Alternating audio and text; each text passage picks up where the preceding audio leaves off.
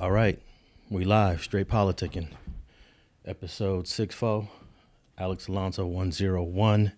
I'm here with Munchie be the mayor. And when we did episode 63, we took off last week, but episode 63, I was thinking, Munchie, is there a community, a hood in LA that identifies with 6'3"? Because off the top of my head, I can't think of one. 6'3", 6'3". No. There's one number, a rare number that's not represented in LA, if I got that correct. No, the closest thing is 6 Deuce, which is East Coast and the Brands, and then 6'4", which is Campanella Park Families, and 6'4" Brand. Yeah, but no 63. The defunct 6'4" brims, which I used to see as a teenager. No, they still push 6'4" over there, Harvard Park. Oh yeah, on the Harvard Park. Yeah, they did 6'1", 6'2", 6'4" over there. Yeah, they did. They push 5'9" over there. Defunct. Okay, and then the 6'4s that used to be in Inglewood, defunct, right, which was on a real small street called Long. I wonder, does that street ever really pop up? Long? Are you familiar with Long? Yeah. Okay, it's a real small street though. Yeah. All them streets in the back streets by Campanella Park is small streets. The street Gay, Long, all that. Oh yeah, Gay's right there. That was part of 6'4" brim hood. Gay, Long. They all small streets. Yeah, I can't remember some of the other streets. I used to have a girlfriend in high school that lived, I think she actually lived on Long. That's how I got tapped in with the 6'4" brims. And I guess they got sucked up into the Campanella Parks. Mm-hmm. Yeah. Eventually. I guess it didn't make sense to have them there and the Campanella Parks there. They just merged it all in. But over there by Harvard Park, they still got dudes that put a 6'4" brim. They not the biggest set over there. 6'1" and 6 Deuce is, but 6'4" is still some over there pressing 6'4" brim. Yeah, I was thinking there is no 63 anything in LA. Nah, not that I could think of. Nope. And almost every number is taken. All of them. 60, 6'1", 6 Deuce, 6'4", 6'5", 6'6", 6'7", 6'8", 6'9". Yeah. All right. I got the names of those detectives for you. We talked about Maurice Hastings doing them 38 years after he was framed by these two detectives in Inglewood. I don't know if you probably don't know these guys. They're probably not around. Officer Grant Price and Officer Russell Einhart. I'm not even sure if they're still alive. I have to do some deep digging on that. But yeah, and what's crazy, when I was looking up their names, the guy that's DNA that it eventually matched to, once the technology caught up, they had this guy in custody for a whole nother crime. A kidnapping or something, right? Or another R? I think it was a robbery. But they had him in custody. And they opted to prosecute Maurice Hastings, who turned out to be 100% innocent. And that is it's just mind-boggling that these detectives can sleep at night by saying, hey, man, we're going to have to arrest somebody. Because, they put pressure on these cops. To close cases.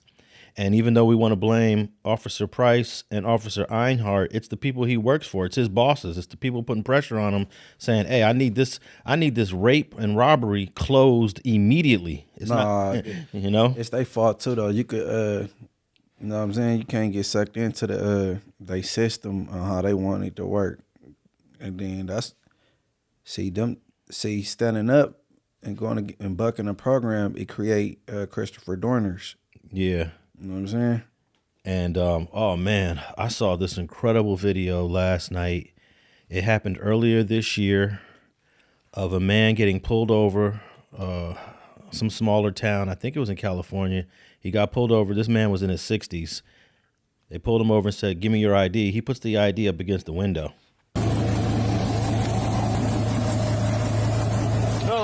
Rancho San Pedro, Bluefield Police. Yes, sir. You might roll down your window so I can talk to you? I can hear you just fine, thank you. Okay. So, the reason why I pulled you over is you ain't got a headlight. I saw it burn out on the way in. Okay, that's fine. So you're aware you don't have a headlight? Well, what I'm aware of is that it burned out when I was... You got your driver's license, registration, insurance. You want to go to court, or do you want to pay a fine?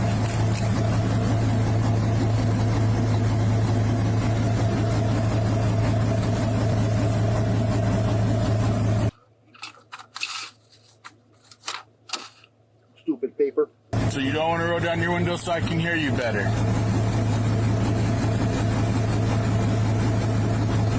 Go ahead and pass it out. No, I'm not going to be doing that. Thank you. Okay, so this is how it's going to work.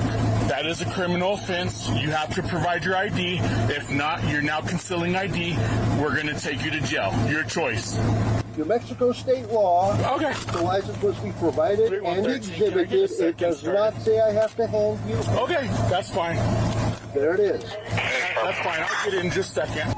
So you don't want to hand me your ID. I'm going to ask you one more The time. law says it must be provided and exhibited. It does not say I have to hand you anything. He doesn't want to physically give it over. You ever seen these some of these guys, like, they really want to push the limits of the constitutionality?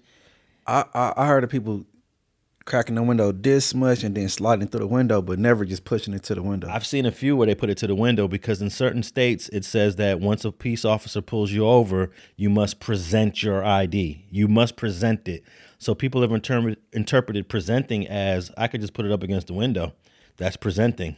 And some states, some guys have gotten away with it, but this guy wasn't going to get away with it this day. For whatever reason, these two cops was adamant, you need to give me your ID. So he said, no, I'm not giving it to you. It's not going to happen. This dude's in his 60s. So eventually they start to break his window. And they're hitting it with some tool that they have, and the window won't break. Just like I said, headlight is a criminal offense. This is the reason why I pulled you over. If you read your state statute, it says you have to provide identification when a crime is being committed or has been committed. A burned out headlight is an ordinance violation. That's fine. Not a crime. A headlight is a state. It's city, state, it's everywhere. State law That's still fine. says provided That's and fine. exhibited. It does not say I have to Concealing hand ID you is anything. jail as well. I'm not concealing anything. You It's are right there in concealing front of you. ID. I asked for your information. And I am So you providing have to it and provide it. exhibiting it Okay. exactly as the That's law fine. says. That is perfectly fine. Good. So you know what happens, right? If you don't provide your information, you have It's to go right there in front of you. you. Go to a judge immediately, correct? That's not true either. That is, okay. I am within the law on this Okay. provided and exhibited, and you know it. Okay. You're just trying to get around it, and I'm not going to Perfect. play your game. I just want to make sure you're aware of all of this. What I'm aware of is that you're trying to be a tyrannical, egomaniacal badge thug, That's fine. and I'm not going to let you get away with it. I'm holding you to the law. You don't like the letter of the law? That's your problem. That's perfectly fine. We'll see about that. Roll your window down. It's down enough, thank you. Roll your window all the way down. It is down enough, Hey, sir. thank you. You can bluster and fume till your eyes burst out of your head, and I am not breaking the law by doing that, and you do know it. Okay, I'm Officer Weaver, okay? What's your name? I'm providing it right there. You need to provide it in my hand. The law says provided and exhibited, and in all 5 pages of it, nowhere does it say I have to hand it to you or surrender it to you. If you do not roll your And window you down, I'm gonna are break your violating the window. law. I'm gonna break your window out. Roll your window down. I have done my job according to the law, provided and exhibited. This is your last warning to roll the window down. Officer, I am within the law.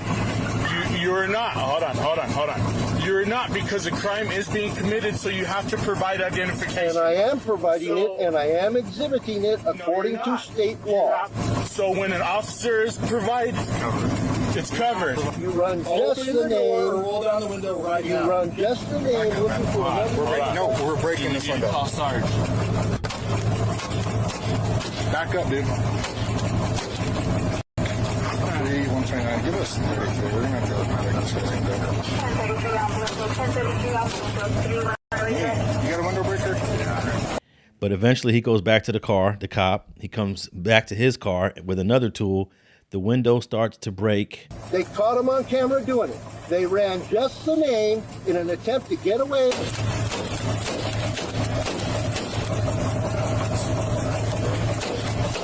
I believe this is high-strength plexiglass because it's of a 4-wheel drive vehicle. It probably will break eventually. So you're gonna open it. I am not going to open my window. I'm doing what the law says. You might want to You have get to your provide sergeant your out here. information. I am providing my information. Your headlight is a crime. That's the reason why I'm trying to make contact. and then they shattered a whole window. You won't believe what this 60-something-year-old white man did. What? Think about one of the stories we're about to do later today about the young man from Harlem. But this guy didn't miss.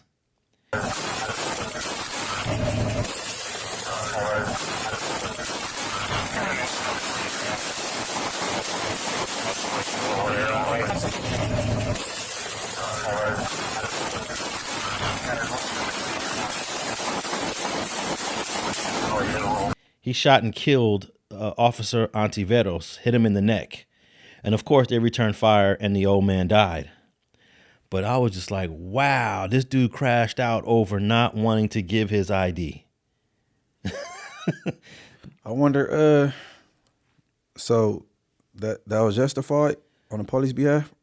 Yeah, they justified that. Hey, dude pulled a strap out and started busting. But he hit the police officer. He killed him. He killed one of them. Yeah. They rushed him to the hospital. This is all on body cam. So you see the whole thing plays out on video. Body cam and dash cam. So I wonder how the courts look at that when somebody pushed their ID to the window instead of passing it. It's a state-by-state basis. I haven't really learned a lot about it, but I've seen quite a few. I watch a lot of these audit videos.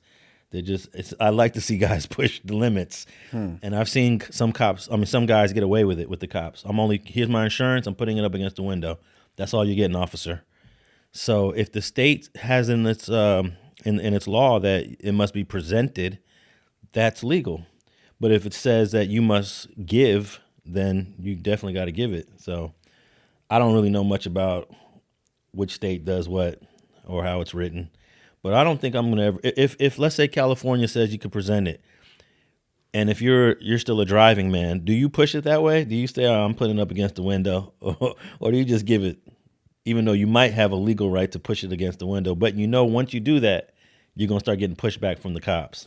I mean, if I feel I'm absolutely getting pulled over for no reason, yeah, then I might. You give me a hard time, I'm gonna give you one. If you're getting pulled over for no reason at all, and you got all your papers, you got your registration, you got everything, I'm straight. Yeah, and I ain't did nothing. I know y'all just, you know what I mean, trying to meet a quota, try to write a ticket on. Nah, you go put your glasses on, look through this window, and look and read this ID. You know what I'm saying? Yeah.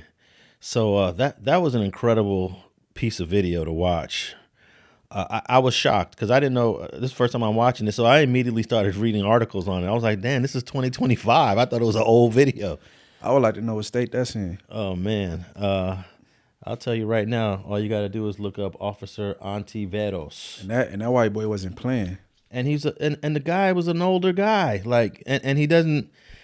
Oh man, it was just crazy. Like you was willing to crash out over not giving them your ID. He don't like the police. Yeah, he doesn't. They actually pulled up a few of his previous arrests. He's been arrested for minor things in his life, minor stuff like trespassing, or I think he may have had a DUI, but he never went to jail for nothing serious.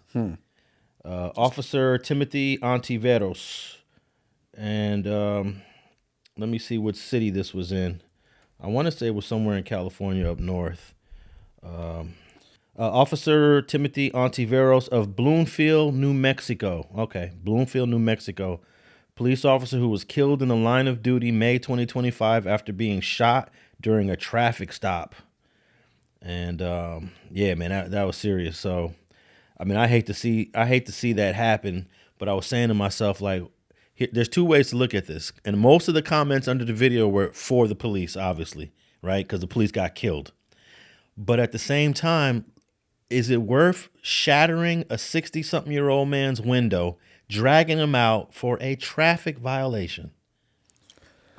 They think since he don't want to cough up the license, like just pass it, it must be something bigger.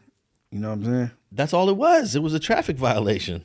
But gun laws, what is it out there? Because he probably didn't want to pass it because he had a strap in the car. Oh, nah, the strap issue never even came up. He got pulled over for some, like, let's say, I don't remember what it was, a light. He was like, give me your ID. But he probably didn't want to risk telling him to step out because he had a strap. I mean, of course, the strap issue ain't gonna come up now because it's an unalived police officer. That's the bigger issue. You know what I'm saying? The guy that did the shooting was Dennis Armenta. It's got to be one of the biggest crash outs I've seen in 2025. I mean, even if he was concerned about the gun, and New Mexico, I don't even know what the gun laws are in New Mexico. Neither. You ever been out there? Yeah, I went to a wedding in Santa Fe, New Mexico. So I don't think it was that serious. You know, they weren't asking him to get out the car. They weren't even asking to search the car. They just wanted his ID to write him a ticket. He said, "I ain't giving you my ID. You want my ID? Here, put it up against the glass." He cracked the window like you said. He one of them defiant ones. You feel me? Yeah, he bucked the law. He's definitely and they say put your hands up. You go say for what? Like, you feel me? You go. They were like, put your hands behind your back. I'd rather put it on the car. Okay. Dennis Armenta was 58, so I was off by a couple years. 58-year-old dude crashed out. Rest in peace to that man, though, man. Oh man, they lit him up. Yeah, but they was pulling him over for what though? I want to get into like, well, why was this stop even being done? Now the partner probably like, man, we should have just let him go on about his day. Yeah. Because now his partner gone. And what if Timothy Ontiveros has a wife and kids? She's probably saying like, damn. All this behind a license? Over a traffic stop? I lost my husband, or I lost my son, or I lost my dad over a traffic stop? That it didn't have to go that way. But, you know, I don't want to seem like I'm siding on the dude, but you know, I'm telling my sons, you give them your driver's license. I don't even care if you're allowed to present it. I don't even want you getting into no confrontation with any trigger happy cops. Well, I'm always on the side of the pedestrian or the person. What would you want to call them? I'm always on their side because we seen too much over the years where peace officers, police officers, whatever you want to call them, they got a license to kill. They get away with it.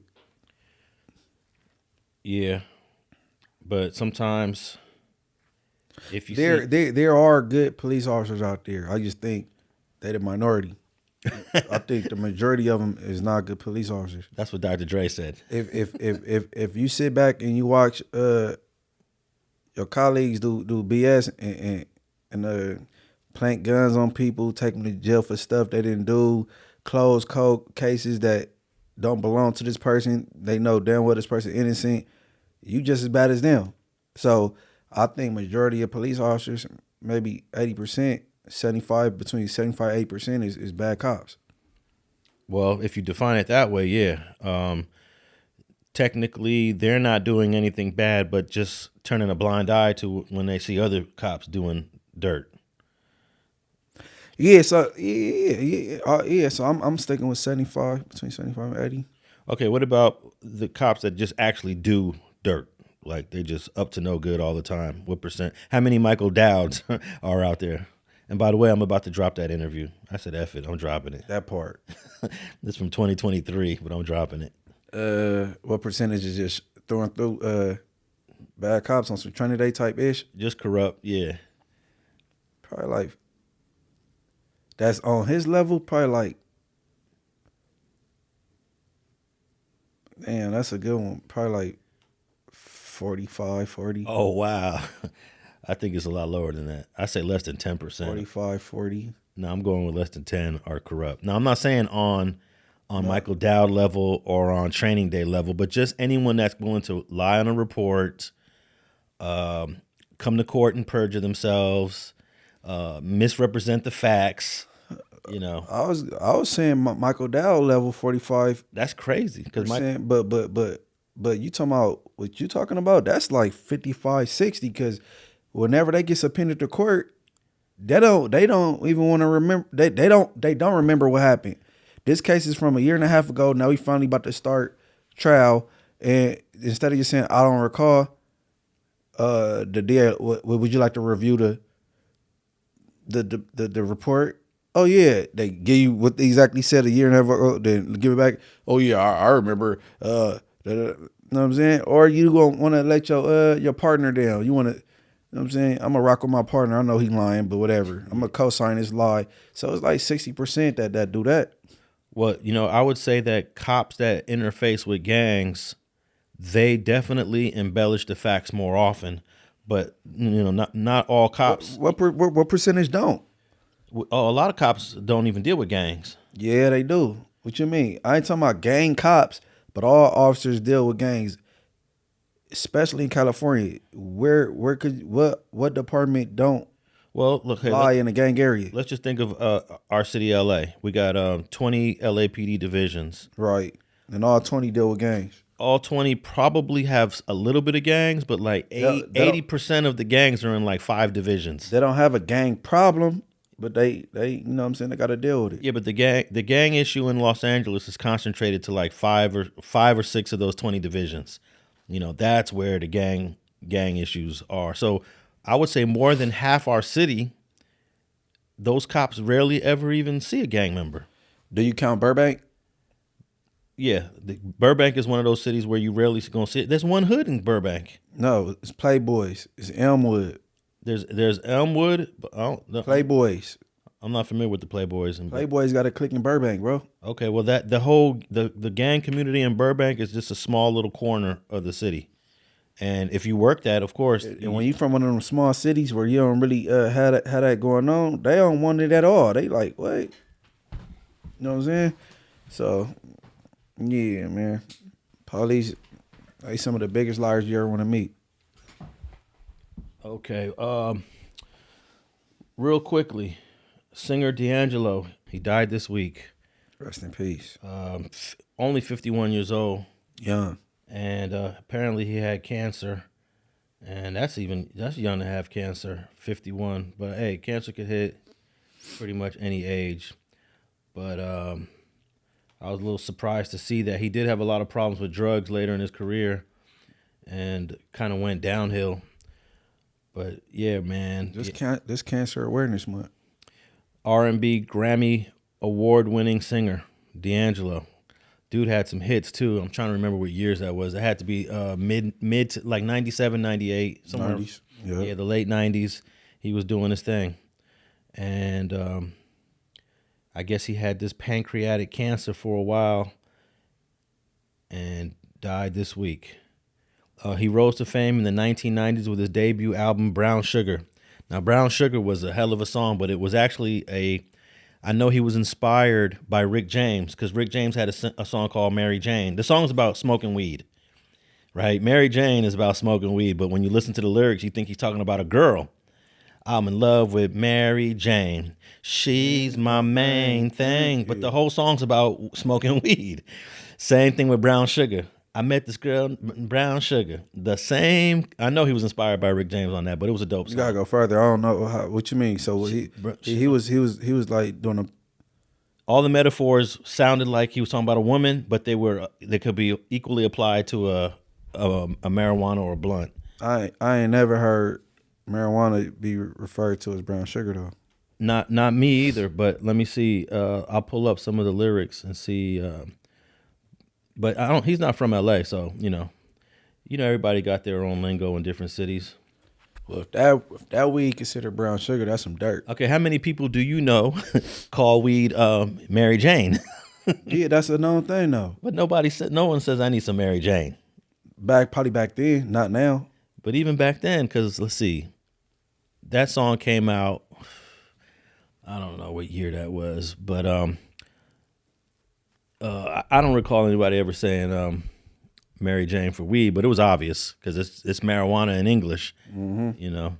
But yeah, the Brown Sugar song, I believe, was the same sort of thing that Rick James was singing about, and it was a dope song.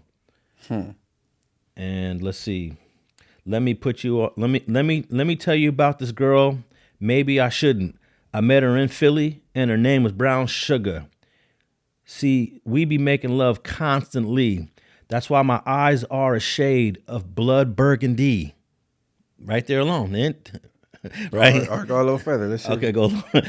The way that we kiss is unlike any other way that I be kissing. What I'm kissing, what I'm missing. Won't you listen? Brown sugar babe, I get high off your love. I don't know how to behave.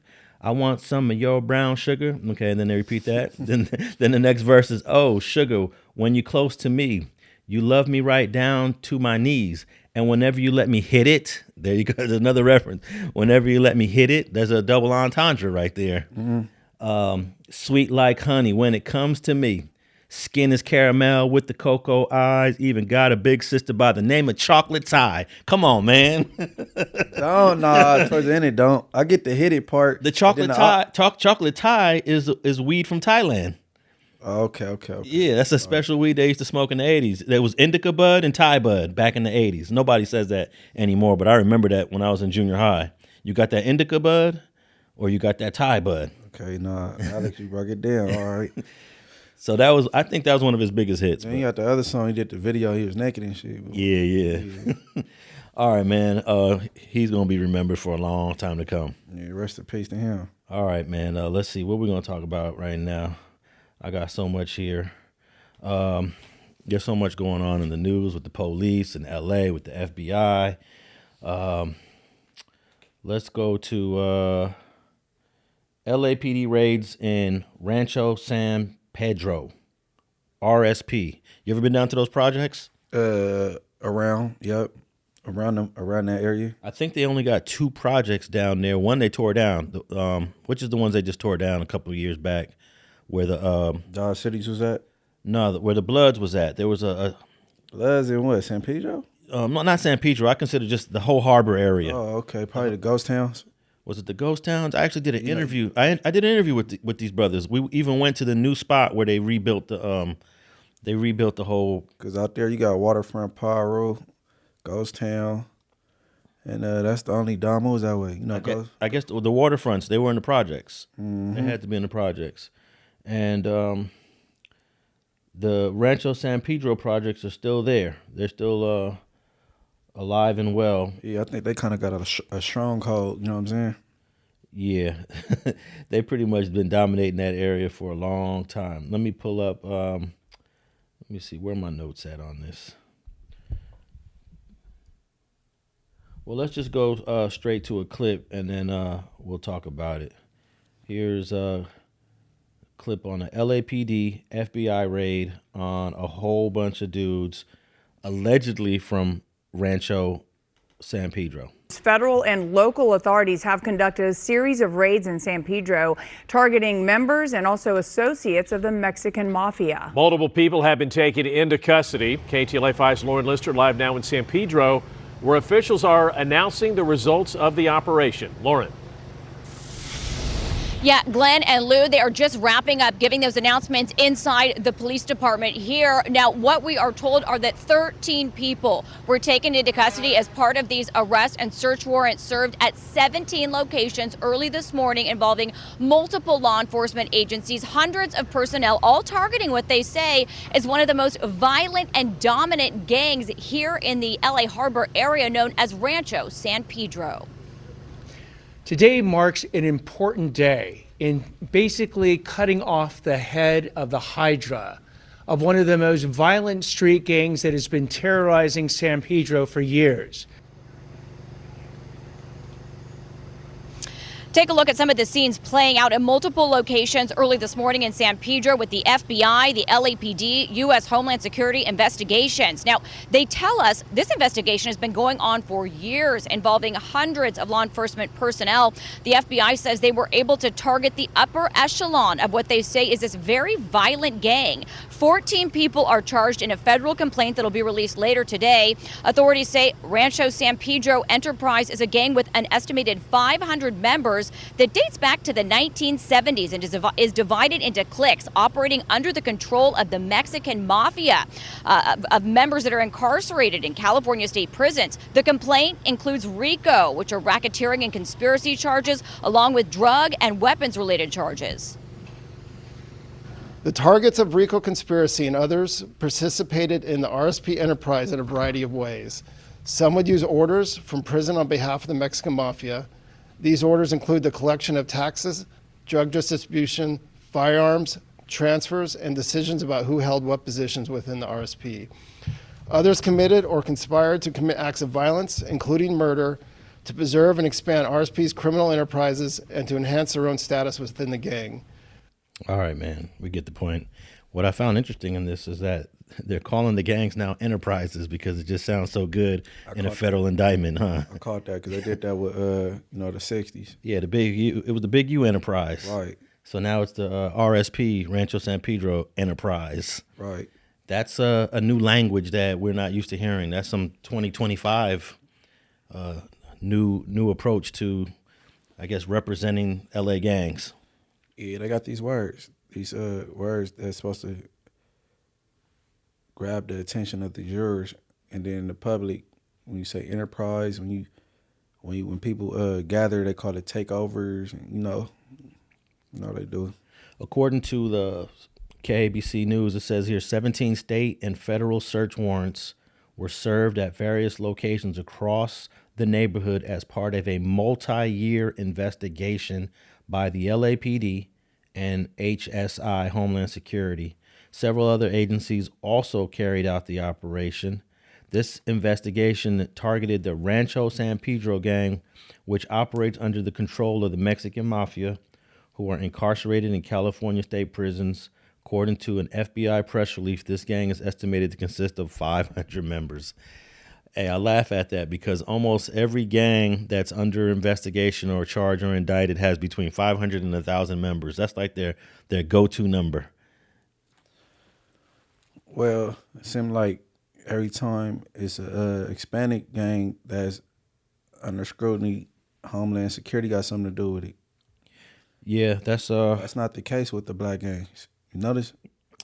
No, I haven't really looked at that yet, but we'll wait for the next black gang indictment and see if Homeland Security is involved in that. Because Homeland Security has definitely been making a name for themselves in 2025. Only when it's dealing with Hispanic gangs. Watch, we go see. Starting with the ICE raids. Mm-hmm. But if so check this out. LA has counted consistently over the years about 40,000 gang members in the city. 40,000. So if you have 40,000 gang members, I'm doing the math on this, and there's approximately 450 gangs in the city, counting the Mexicans too. So if you divide that 40,000 by 450 gangs, you roughly have about just under 100 members per gang. It says 88 members. But if you use this 500 number that they use, right, and you take that and multiply it by 450 gangs in the city, so if we got 450 gangs in the city and they always say that there's 500 members, we are talking about 225,000 gang members in the entire city. That's not possible. That number's impossible, 225,000. Well, they're not supposed to be including the incarcerated gang members. You know what I'm saying? And they shouldn't include people who haven't been identified as a gang member in several years. So let's say you got identified, Munchie B, let's say you got identified in 2017. Mm-hmm. They FI card you 2017, but in since 2017 you haven't been identified. They're supposed to take you out of the database after 5 years of no contact. So let's say if that contact was 2017, in 2022 they're supposed to purge you out. We haven't seen Munchie B in 5 years, so we're gonna purge him out of the database. But they usually don't, and they'll keep counting you as a member for many years to come. All right, they shouldn't count. All right, so I was in Ironwood State Prison, which is in the city of Blythe, and that's not a big city. So when they count the population of the city, is they including the population of the inmates in that prison?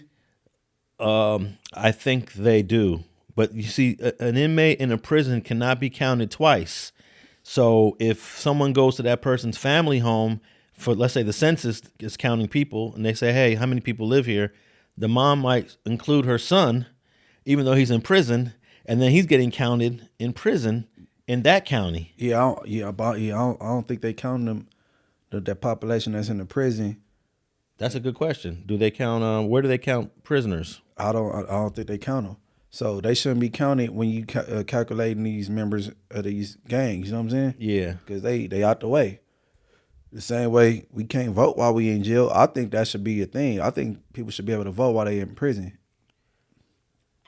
Well, has anybody ever tried to push that? I doubt it. I doubt it. Because that's the only way it's going to happen. Somebody, a prisoner got to file a lawsuit and then make a precedent. Because these laws affect their prisoners. You know what I'm saying? Okay, so it says here that the U.S. Census counts inmates at the location of their correctional facility as part of its usual residence rule. However, this federal policy is controversial and has led to over a dozen states to pass their own laws that reallocate inmate populations to their last known address before being incarcerated. So there's not a clear, there's not a universal understanding on how to count prisoners. They're doing it both ways. Yeah, man, that's the forgotten population, man. I ain't counting them people. But I'm almost certain that if we drove through Rancho San Pedro, and let's not just one time, but we drove through there multiple times, we pulled out, we walked around, we hung out with them. You know how difficult it would be for us to count 500 members over the course of, let's say we did that for 3 months.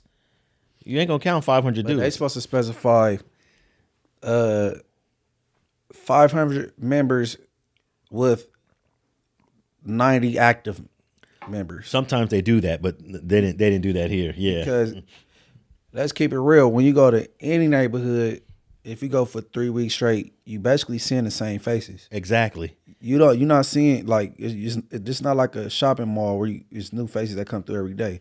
So yeah, they got to get that right.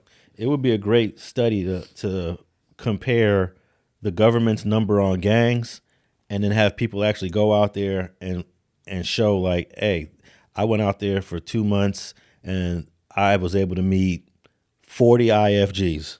Right. I met 40 IFGs over a 3-month period, and the police are saying, I think they've used the number 1,000 with your neighborhood before in the past. Because if you ranging back to when Inglewood family was founded in the early 70s, all the way to 2025, 2026, and then you including members that ain't been around in 20 years, and then some that's in jail and that's not around, and come on, ain't no telling if they including people that's deceased, like, you know what I'm saying? But if you go to any hood, Inglewood, Compton, Long Beach, South Central, and if you hang around for a month straight, you're gonna see the same faces.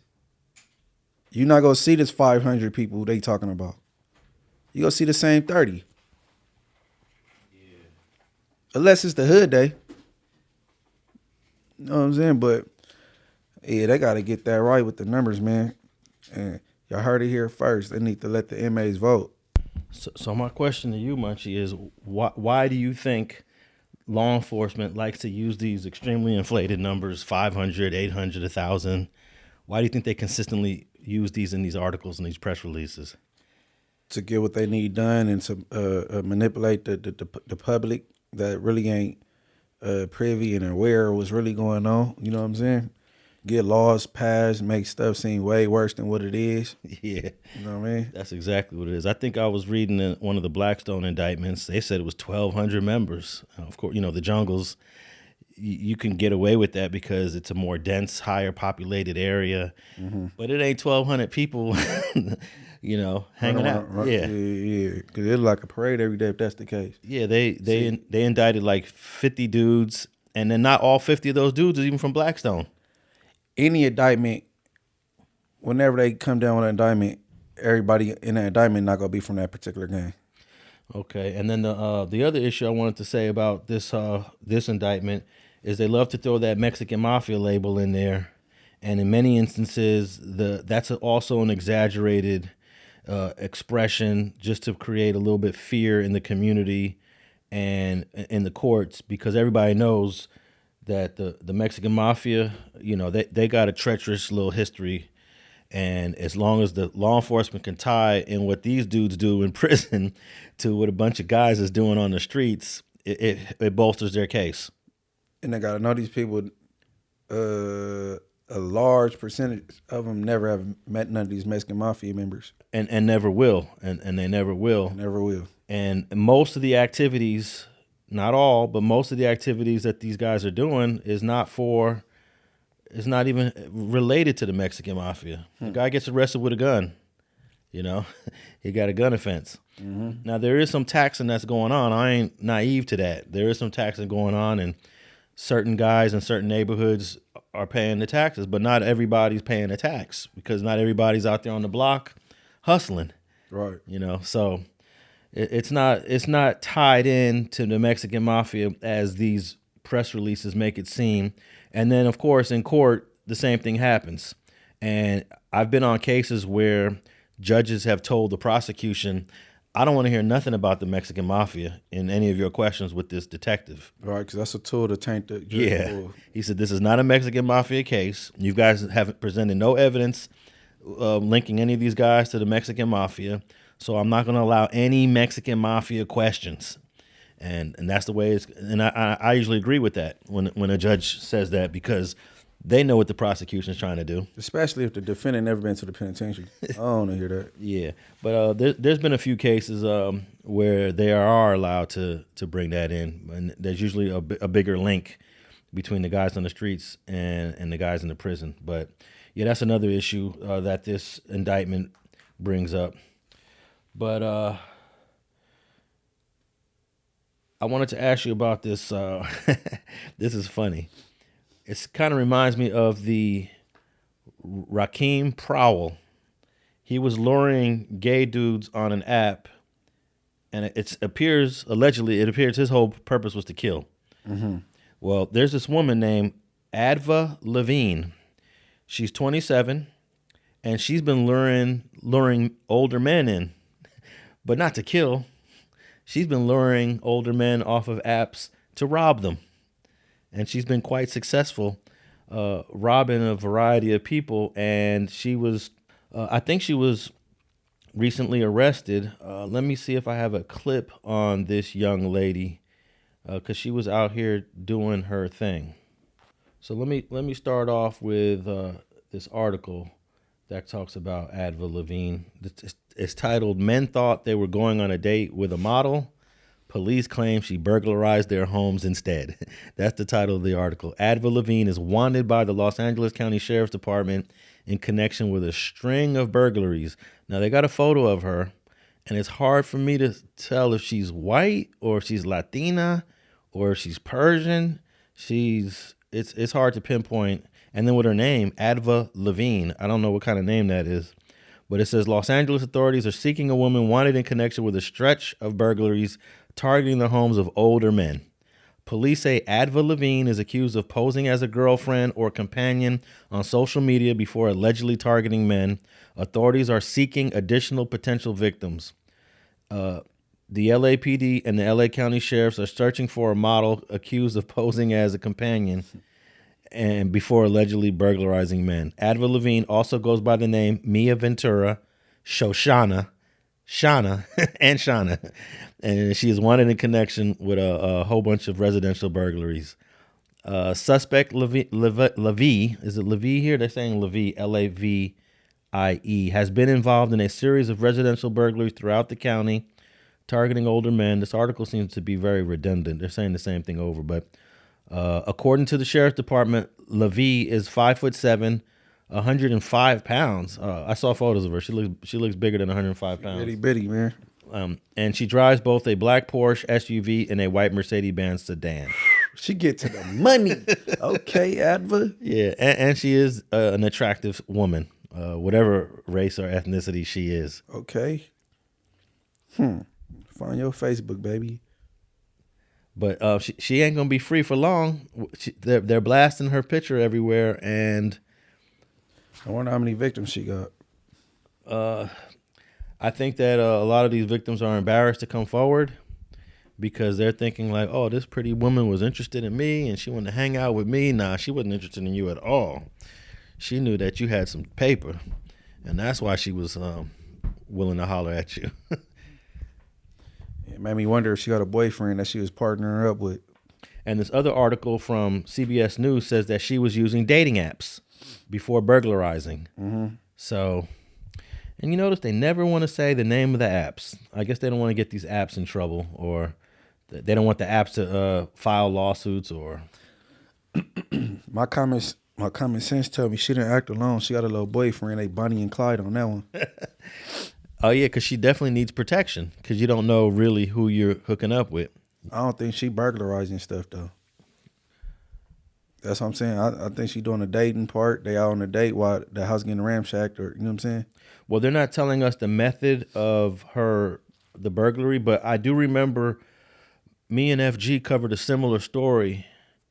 Man, this was back in 2022. I think the woman was drugging the men, and then once they're passed out, you know, she got a free for all through the house, you know, and she was operating alone. And dang, I don't remember it's been about 3 years since we talked about this, but there's another picture of her here, and she does look a little Latina. She's using one of her AKAs is Mia Ventura. That's a Spanish name. And they got pictures of her cars, actual suspect vehicle. They got a picture of her white car and her Porsche. And the black Porsche. Yeah, the black car is a Porsche, and this white car Mercedes is a nice. Ooh, it's a nice Mercedes. Ooh, it's a nice 2-door Mercedes with a sunroof. So yeah, they don't really go into how she does this. And check this out: a podcast host named Michael Sartain, who had Levie on his show, said that she's very charismatic, but that the investigation doesn't come much as a surprise to him. Oh, I got to find that interview. She did an interview.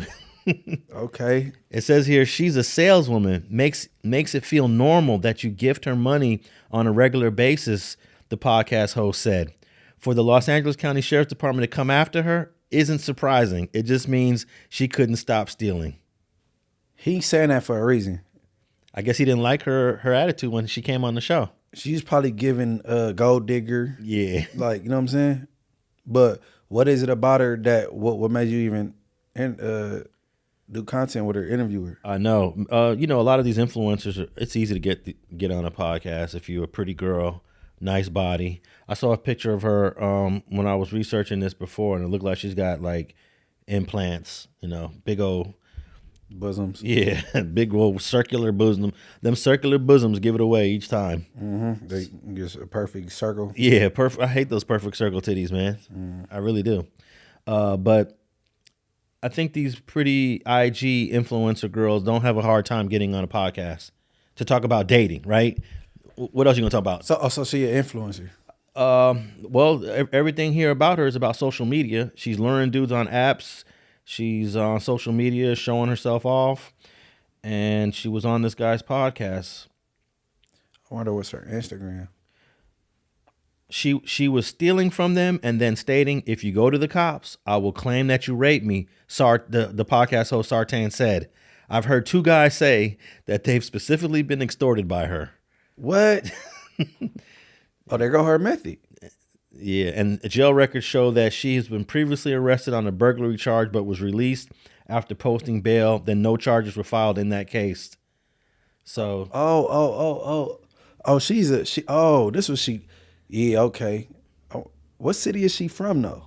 I don't know. And how old is she? What's her age? Yeah, she's 27. And she's doing all of this here in LA, but I don't know if she's from here. She from here. Adva Levie. It's not Levine. I pronounced it Levine earlier. It's Levie, Lavie, or Levie. I just thought that she's gonna run to the end of the road at some point. You can't get away with that too long.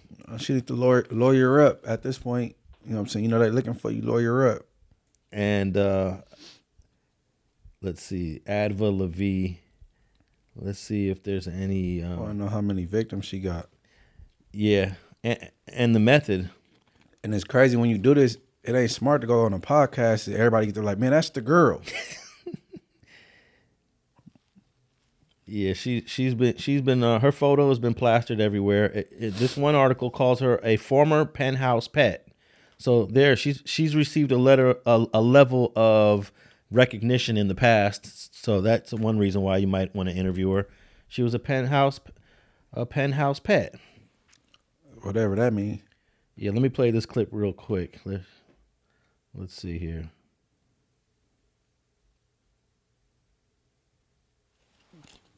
She interesting. Yeah, she's got a little gangster in her, huh? Yeah, she could have a little movie. I'll watch it. Okay, here we go. This is a clip from Eyewitness News. Let's see here. New details on this former penthouse pet accused by the LA County Sheriff's Department of targeting wealthy men, then leaving with their loot. Tonight we're learning more. There may be more victims than first thought. Eyewitness News reporter Michelle Fisher live now with new details. Michelle. Well, Mark, the LA County Sheriff's Department has identified this woman as a burglary suspect who likes to take from her elderly male victims. But tonight, we're hearing from someone who says her propensity for theft knows no age or gender. I'm surprised it took this long to catch her. She's got a beautiful face and a reputation that's got the attention of the LA County Sheriff's Department. Investigators looking for this woman, Adva Levie, an adult model who also goes by Mia Ventura, Shoshana, or Shayna. Levie suspected of targeting elderly men through online dating apps and then posing as a potential companion only to burglarize their homes. Investigators now seeking additional victims who may have been duped. There's probably going to still be a lot of people who aren't willing to come forward because no matter what happens, just say you work at a law firm or you've been married for 10 years, what were you doing dealing with this Playboy model in the first place? Michael Sartain has seen firsthand how Adva Levie works. He knew her as Mia when she appeared on his podcast, Access Vegas, on election night. She is from Israel. She's a model, and she's training to be a realtor. It's Mia Ventura. Mia? Hi, nice to be here. But notice here the empty chair. She gets up and she's gone for about 23 minutes.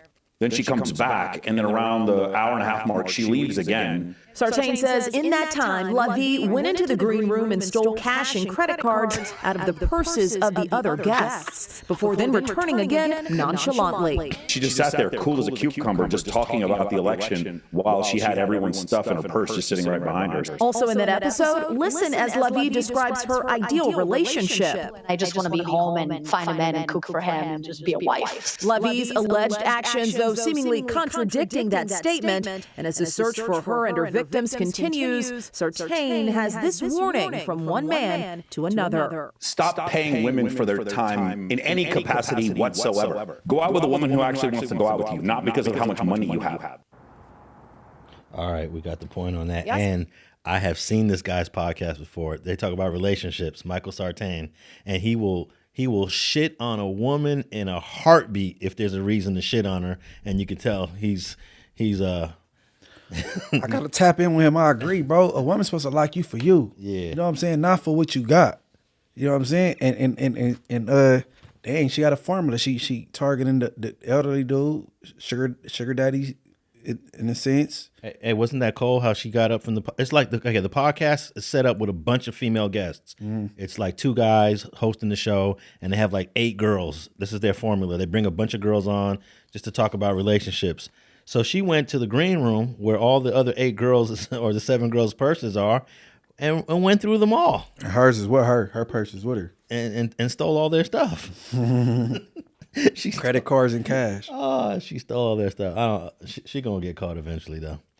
But all right, man. Man, they don't want to say they're not specifying no male victims though. I want to know how many male victims did she get away with. Well, that's a problem because if you are a male victim, you're going to be a little embarrassed. You're probably not even going to file a charge. You probably don't even want to press charges. You probably take that L. All right, yeah, she got me for about 5 racks. I just take that L. She found $5,000 I had in my drawer, and so she got me for a watch. So if you at the house and y'all just chilling, I gotta use the bathroom. She get up. You think she in there taking a dump instead of going through your belongings in your room? At least we haven't heard anything about her drugging the dudes. I don't know if that's another charge if you're drugging them, but yeah, she's wanted. She's wanted, and I bet you she'll be caught before the end of the month. She can't go nowhere. She's all over. No, she probably gone already. And I guess she kind of sophisticated, bro. And I guess her ethnicity is Israeli, which okay, right. I could see that because there's a beautiful Israeli actress that I always find her attractive. Gal Gadot. She played Wonder Woman. I think her name is Gal Gadot, and she's Israeli. And I was listening to a top 10. These guys on Instagram, they do like top 10s. They said the top 10 most beautiful women. And I said, if they're doing a top 10, Gal Gadot better be in that. And she was in that top 10. So some Israeli women definitely, she does kind of look like Gal Gadot a little bit in the face. Hey man, look, she could use a little movie. Yeah. Depending on how long she been doing this, how many victims she got, she could get a movie. But part of the movie is going to be her getting arrested, her going on trial, getting her time, and then getting out. And then, that's part of the movie. That part hasn't happened in her life yet. She's only 27. She need to go to jail, take pictures from jail, and meet a wealthy man from jail, get released to him. She hasn't done any time yet. And I think this case is going to give her some real time for the first time in her life. She got away with the other burglary. Yeah, they just dropped it. And let's talk about a whole bunch of brothers that got away with some other stuff that, well, I don't want to say they got away with anything. I think some of these brothers were just overcharged, not even charged, but just over arrested. And I'm talking about the recent arrest of 18 Pirus from the west side of Compton. Most of them are from Campanella. I don't know where everybody's from, but when these things happen, that usually people ain't all from the same set. Yeah, there might be a couple fruit towns in this list. There might be a couple of west sides. But 18 people were just recently arrested. And I was able to get a list of 16 of the people that were actually arrested. Two have not been named. Let me read a little bit of this press release so we can hear how serious this is, right? And then we're going to show you how not serious it was. But it says here, early Thursday morning, LA County Sheriff's Departments led a large-scale multi-action search warrant operation stemming from an investigation into the murder of a 46-year-old Aaron Hammer that occurred on August 26, 2025. I had told you about this homicide before, and you really weren't tapped in with it. Huh?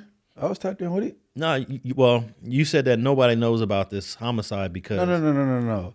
You thought it was good. You said why it wasn't talked about more. Yeah. But he not the catch. It's who he killed who he unalived was the catch. They know more about the case than the person. Well, he was to talk about him would be pointless. Well, he was well known in the Crip community. Yeah, at the time, because he did some time.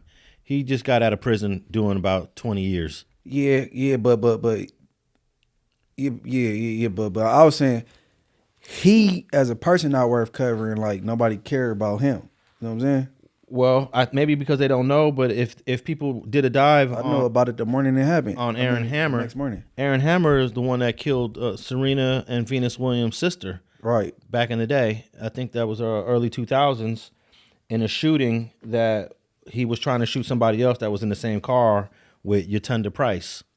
And then Yatunda Price is the victim that the game shouted out one of his songs, Yatunda Price. Mm-hmm. So eventually he was I think he's the only one that was convicted. No, I think it was two people convicted and he was one of them. And then I think he stands out because he's a white boy from Southside Compton Crip. That's Aaron Hammer. Right. Okay, so this is an investigation that started with his homicide in August, which occurred on the 1300 block of South Long Beach Boulevard in Compton. During that same incident, deputies pursuing the armed suspects came under fire, resulting in the attempted murder of one of the deputies. So that's what kind of made it stand out. Aaron Hammer got shot.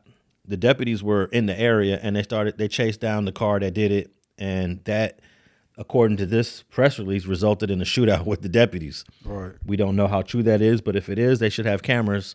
Dash cam and body cam cameras should show this. The operation also stemmed from an ongoing investigation by the FBI, San Gabriel Valley Safe Streets Task Force, which comprised of federal agents and members of the LA County Sheriff's Department in a criminal gang activities operating in and around Compton area. All right, so this is a longer press release, but you get the idea that a bunch of dudes from Compton was wanted, right? Mm-hmm. So they arrested 18 dudes. 16 of them are listed here by name. The first person named is Justin Lawson. He was arrested on October 9th, and he was released DA reject. Straight up DA reject. That's what it says on the sheriff's website. He got a DA reject. Second person, Rashad Daniels.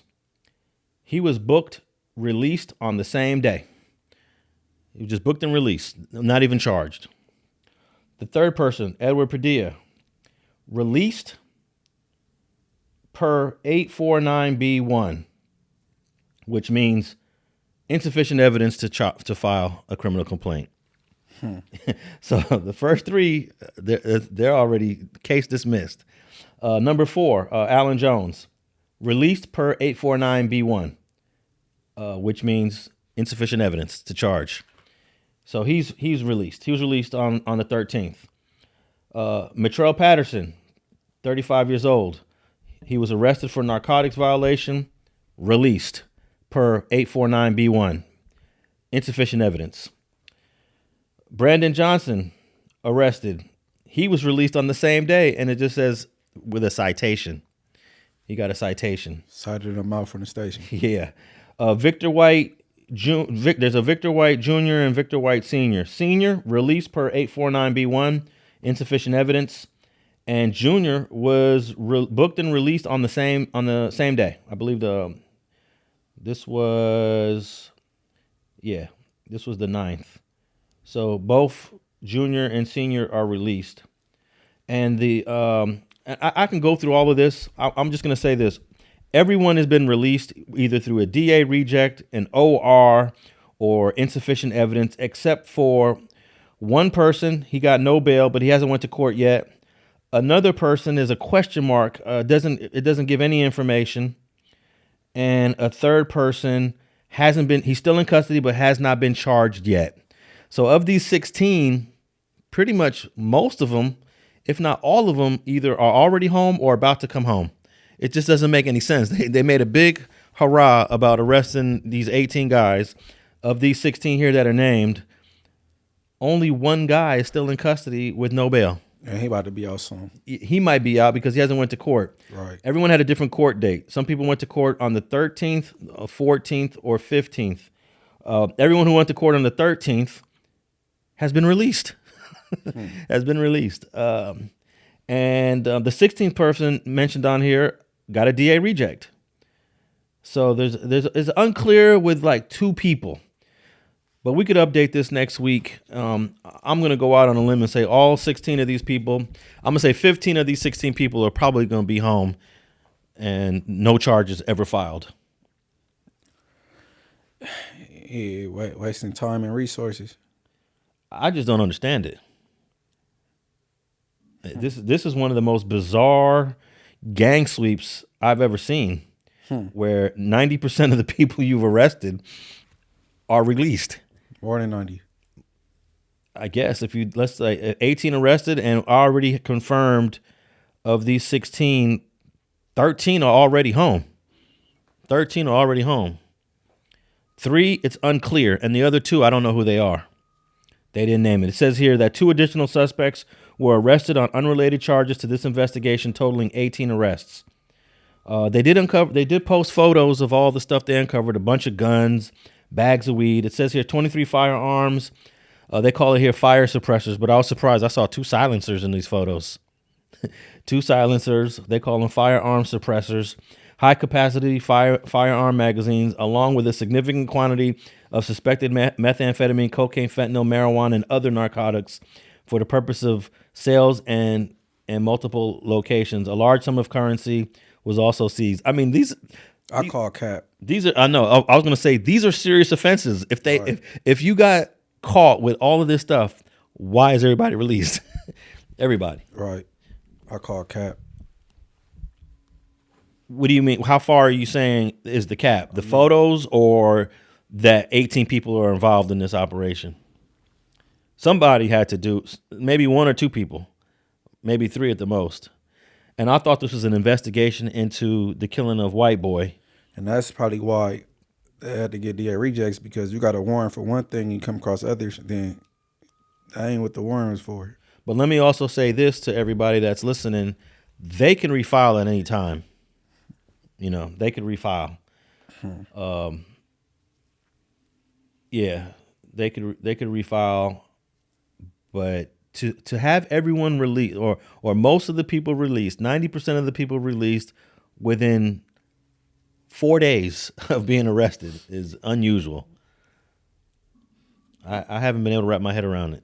Yeah, I think it's weak, and they didn't have a real reason to come and bother these people. Came across other stuff that was unrelated to what they supposed to search for, and look, now you got to let them go. But I did notice a couple of ORs, and that's because of the 2023 bail reform laws that went into effect, which I believe you were able to take advantage of that in a recent case. Right. And we see some ORs right here with this Campanella Park Pirus case. I'm not surprised, but I'm sure a lot of people are going to start making up rumors of people telling and no, they not. all that BS. No, not on this. I'm talking about like some of the internet personalities that want to create content. Oh yeah. We already had one. I don't want to say anything. Yeah, we had one already. Throwing this low. Are you aware of how many people were in that car when they got arrested after the alleged white boy situation? 3. Okay, so that's all I see. If they're investigating that, then that should just be 3 arrests. Right. But they got 18 arrests here. They got photos of all kind of dope and drugs, but they let everybody out. It says here, this operation underscores the Sheriff's Department's ongoing and resolute efforts to dismantle violent street gangs, disrupt organized criminal enterprises, and remove dangerous individuals from our neighborhoods. But you released everybody. So yeah, they ain't really had nothing. Yeah. I think these types of operations, we need to really highlight how sometimes law enforcement is a little over-aggressive and over-exaggerate things. Yeah, a little overzealous. And once the DA probably was looking at this, they didn't see clear cases. I mean, how many DA rejects we got here? At least 2 or 3 DA rejects. I guess anything that says 849B1, that's considered a DA reject. Yeah, it's lack of evidence. Yeah. So quite a few DA rejects, quite a few book and released, quite a few ORs, and maybe 1 or 2 people in custody. And that's it. Them 2 people in custody, they probably been in custody. And the oldest guy here arrested was 60 years old, and the youngest dude arrested was 20. Yeah, it's crazy. All right. I definitely want to talk about this shootout between a young man from Harlem Crip on Jefferson and 9th Ave and 2 LAPD officers. I'm not sure if the second LAPD officer shot. I know you're familiar with this. I don't remember if the female returned fire. I don't know if it was just between him and the male officer, but there was a male and a female officer trying to apprehend a dude in a liquor store. They got to pulling on his arm because they knew he had a strap tucked in his waistband. He ran to the back of the store, down the aisle. Now, the way I see it from another angle, he turned around. His arm turned around, pointed the gun at one of the officers, and I believe the officer shot first. We talked about this before, and you said the officer shot first. I think you're right, but he shot because you could hear about the caliber. You could hear the different guns. You know what I'm saying? You could hear that the they got the higher caliber firearm. The police got off first, but I think he was trying to run to the back of the store to try to tuck the gun, try to like toss it, or you know what I'm saying? Well, the liquor store was small. There was really nothing to. You weren't going to get anywhere. Yeah, but when you desperate, you desperate. Yeah. You know what I mean? If he could have hid in the freezer, he would have. So he's in custody. His name's Malik Salaah. They gave him a $3 million bail, which if that wasn't the police, his bail would not even be over $1 million. It'd probably be like in the hundreds of thousands, maybe. No, it'd still be in the millions because if you get cracking inside of a liquor store, close quarters like that, it looks like you're endangering people. It would have been like an M or more. Yeah, but a murder, you can get a bail for $1 million for murder, or $2 million. You can get $1 million or $2 million for murder. If those was two 2 regular people, it would have been the same thing. $3 million bail? No, not 3. It would have been not 3, but in a million, like probably $1 million, 1.5 million or something like that. Yeah, I think they found the highest on the chart to give him a bail for shooting at 2 LAPD officers and shooting up the car and everything. There's bullet holes in the car. He did it up. Let me see if I have a clip here. Let me play this clip. LA liquor store. The incident happened on August 31st, shortly after 1 in the morning, inside the business at the corner of 9th Avenue and West Jefferson Boulevard. LAPD officers who'd been doing extra patrols in the area, entering the store after they first spotted the suspect moments earlier. The officers first speak with the man, noticing he was concealing a firearm in his waistband. Things take a turn when they eventually move in to detain him. I don't have no weapons, Just relax. sir. Just relax. Hey, Just calm down, bro. Just calm down. Hold on.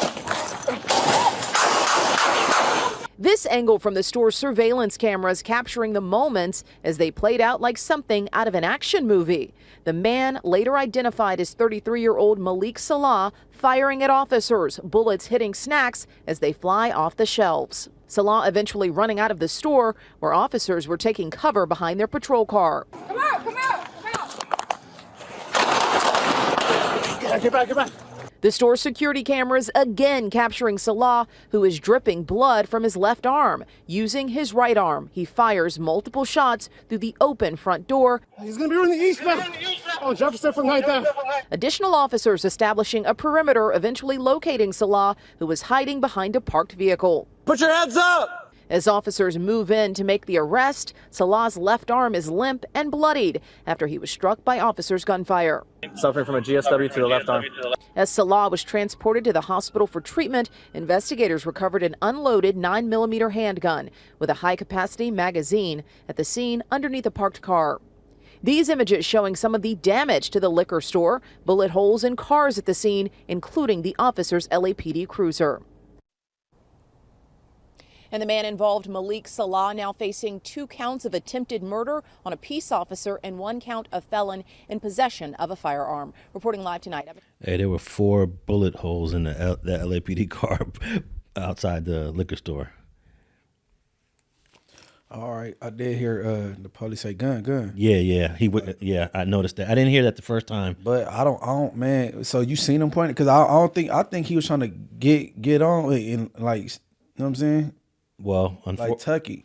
Unfortunately, there's footage in the store that they go to, and then they bust on him, bro. They shook him. You know what I'm saying? Yeah, they did. But there's a nice angle in the store where he's pointing the gun back at the officers while he's running down the aisle. Man, I think he instead of he seen him, and I guess he tried to like wander off and walk in the store like and try to probably play it off like you about to go buy something. Man, you should have just start tracking from right there. He shouldn't have went in the store, right? He should have just went. You kind of box yourself in. You should have just pew. Yeah. Just break, and then you can run far enough to toss it, and then just throw your hands up like, damn, bro. But you know, I'm glad they let him surrender. You know what I mean? Instead of downing him, you know what I'm saying? Yeah. When he went in the store, I think he was pretending like he was looking at some snacks. Right. And the cops knew like this dude is just trying to play it off. Man, I hope he could strike a good deal. You know what I'm saying? Like take 20, 25 or something. And the problem with him is that he didn't realize when he was standing on the sidewalk outside the street, they saw the gun. They saw it in his waist. Like he was manipulating it or something. Like he did something. Probably trying to adjust it. Yeah, trying to adjust it. They saw him do something, and then when he saw, oh shit, the LAPD, he walked in the store thinking, oh, they didn't see me. Let me just walk in here, get out the way. And no, they saw, and they came right in there, and boom. Hey, this could have almost ended up like the case that we talked about earlier in this episode, where he actually killed the cop, Officer Ontiveros. In this situation, everybody survived. That's the good thing. Everybody survived. And usually when you're in close quarters shootout like that with the police and you make it out alive, that's very fortunate because that LAPD officer is trained to hit center mass and because he was running and he was a moving target, he only hit the arm and missed his chest. But he's lucky he didn't end up getting laid out in the back of that liquor store. Man, he lucky they let him surrender, man. That ain't how they get down. You know how the police bust on them. Come on. His shop already empty. They would have. That's cool. They let him surrender and didn't down him, man. Yeah, because when he came out the store continually busting, if you're the cop, you're like, this dude Malik Salaah's trying to kill me. Mm-hmm. So we have every right to try to kill him. And yeah, you're right. They took him into custody without incident. And I think I heard the woman officer say his name, like, come out, Salaah. So they know him. I don't know if I heard that. I think I heard come out. Okay, let me play it again and see if I heard that. Come out. Car. Come out. Get back. Man, good luck on your case, Malik, for sure. Hopefully you can strike a deal. You know what I'm saying? They got these things called trial lawyers. You got deal lawyer. You need a deal lawyer, bro. You know what I'm saying? Go in there and get you the best deal possible. You know what I'm saying? Hopefully you get like a dub, 25. You think that'd be a good deal? 25? Yep. Man. That'd be a great deal. Cause you bark back. I ain't gonna say barked on them. Bark back. Cause they shocked you. And then shit, you put holes in their patrol car. You know what I'm saying? Yeah. Oh man. 25 is a lot of time. I don't even think that's a deal. That's a deal. To me, a deal would be something under 20 without that L. He can get a life sentence for this. So if he could get a life sentence, why 25 wouldn't be a deal? Flat 25? 25 years is a deal. If I was him, I'd hop on 25 years. I would try to get something in the teens, 16, 17, 18, argue that I wasn't in my right state of mind. I was in fear for my life. I wasn't thinking right. I was under the influence. All that. If I'm mistaken, the police came in with their gun out. What do you mean? The officer already had his gun out when he came in the store, right or wrong? No, I think they just walked in. They just walked in, and then as soon as he ran, the male officer pulled it out. That's unfortunate, man. And they got footage. The liquor store had. Oh wow!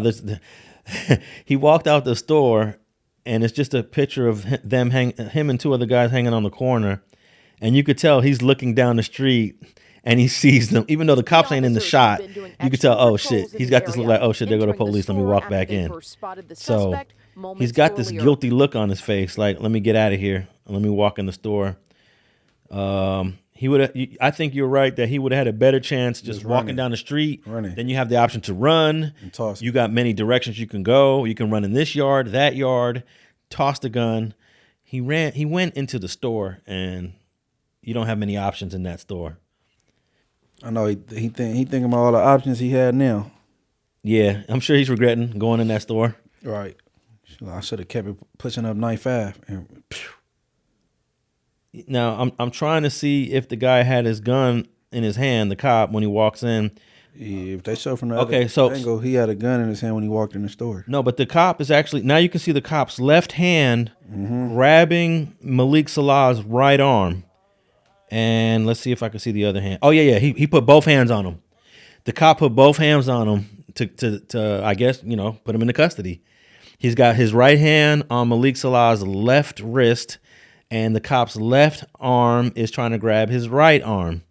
Malik kind of just swings out of the grip. He just, swings his arms out the grip and then runs down the aisle. And right at that moment, he slips out of the grip. Yeah, so the cop has both his hands on Malik, and he's able to slip out of the grip, run down the aisle, and then boom, he starts shooting.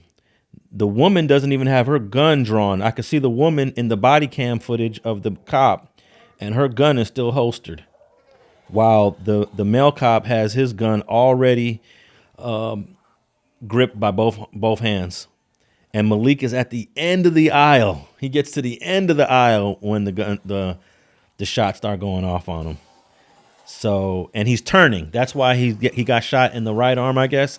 He's turning to the right.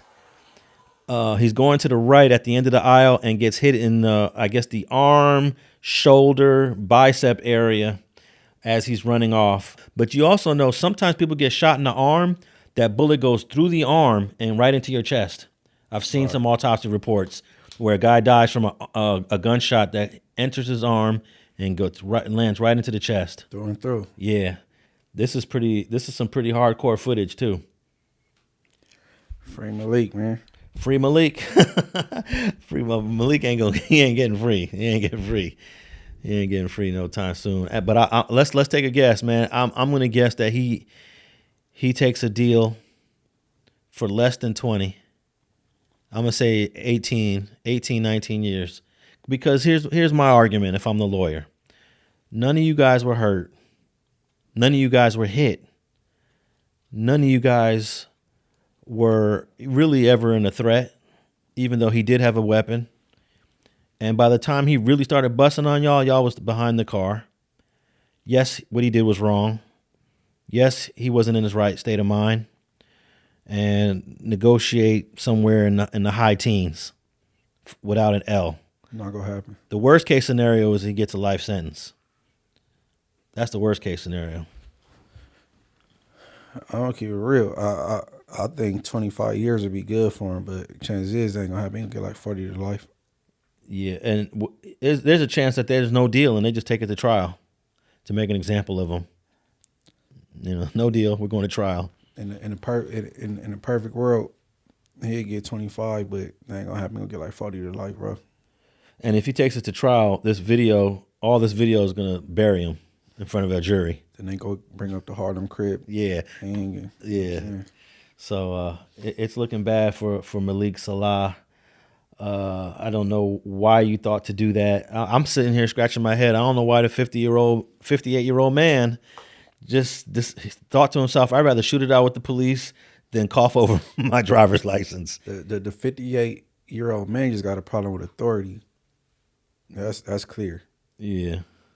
That's clear right there. Now, do you think that he should get a bail hearing, waste his time on a bail reduction hearing? If I was him, I wouldn't care because I know I can't touch it. Meaning that even if it's reduced down to $1 million, you're not getting out. I mean, you could bail out on $1 million if your people got property. Yeah, there's a chance he can get bailed out if it's reduced to M. Yeah, but man, a lot of the dudes in the Harlems actually do have property. Those are all houses over there. There's a lot of houses, mostly houses, and all those houses is worth like $800, $900, $1 million. Part of my hood where I'm from, it's a lot of nice houses, cool houses. So far into a dome, got it going up as far as retail value. You know what I'm saying? So I remember I was looking at Inglewood to buy a house in the 2000s. Let's say 06, around 06. If you would have hopped on it, you would have been on. Well, I ended up buying somewhere else, but the houses were between $300,000 and $400,000, and I was staying and back then I was like, man, that's a little too high. Those house prices are non-existent right now. Right. And I was complaining about it being high back then.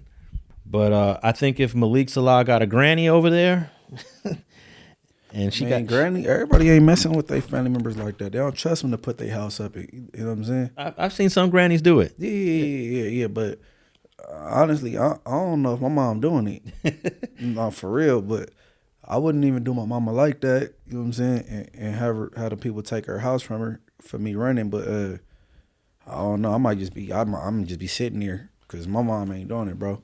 All right, so Malik Salaah was arrested on August 31st, and they got him listed at 5'7", 140. He looked a little heavier than that. And he was booked in the Olympic division. Okay, I thought that was Southwest over there on Jefferson and 9th Ave, but it says he was booked by Olympic, which is a new division. It's one of the newer divisions, and he's got $3.2 million bail. And he's in Twin Towers. And his next court date is October 28th. He go to court on my birthday. Alrighty. Let's see. Last thing I want to holler at before we wrap this up. Let's see. Before we wrap this up, there's so much going on. This cargo theft. I thought this was. I think we may have covered this $1.4 million cargo theft in a previous episode of Straight Politicking. It's hard for me to keep track of all these different offenses. Do you recall any us covering this, something like this? Yeah. They found a lot of stuff like in the Willowbrook area, and then there's another one when the Amazon trucks got hit. Yeah. Well, they arrested.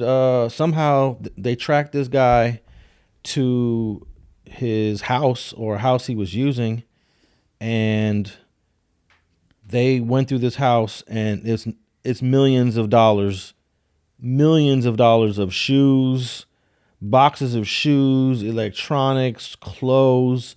And this is a multi-bedroom house, and each room is just full of stuff.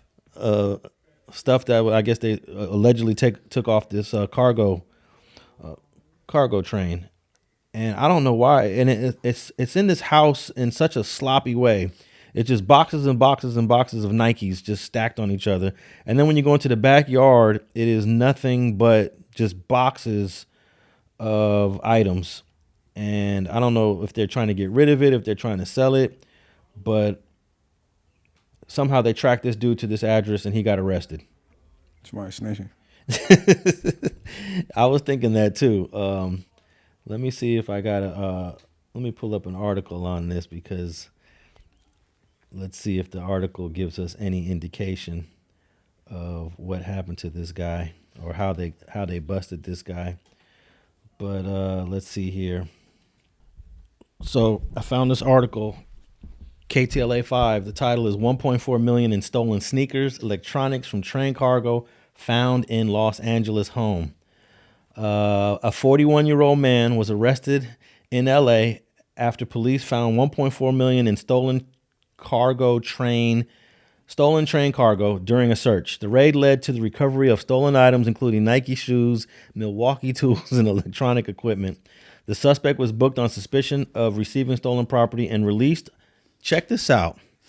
He was released on an OR later that day. This guy gets caught with a $1.4 million in items, and he's out on an OR. Right. Okay, that's crazy. His name was Alejandro Aguilar Espinoza. He was arrested on Verona Street in Boyle Heights, a predominantly Latino section of L.A. Police said detectives who took part in the operation recovered a bunch of Nikes and other tools. He was booked on suspicion of receiving stolen property. Oh, okay. So you know what he said. Oh, I didn't know this stuff was stolen off of a cargo. I just accepted a bunch of stuff from somebody. That's his excuse. He probably didn't say nothing at all, because what that fall up under? If you ain't got him on the exact crime, but just receiving stolen property. Right. That's it. You found some stuff that don't belong to me in my house. But I wonder if the receiving stolen property offense goes up when it's like over $1 million of stuff, But hey, he's released on an OR. It says here the detectives with the LAPD's Commercial Crimes Division Cargo Theft Unit were assisted in the operation by the Union Pacific Railroad Police, LAPD, Airport Police. They had a bunch of different agencies involved in here. No other details were released on when or where the seized merchandise was stolen. Anyone with additional information, contact LAPD. Okay, so I was trying to figure out if there was a clue of how they were able to trace this man to this house. But I also think that his neighbors could have told on him, because everything in his backyard, his whole backyard and his driveway was just full of stuff. Stacks. His driveway too? Yeah, the driveway had boxes and boxes.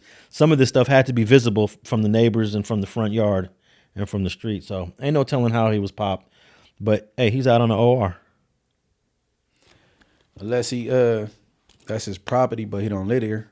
No, there's no way that's his property. It's just too much stuff. No, that could be his property, but he don't live here. You could have some property, don't know what's going on your property. Oh, you mean that's the house is his property? His house. Okay, not the items. Right.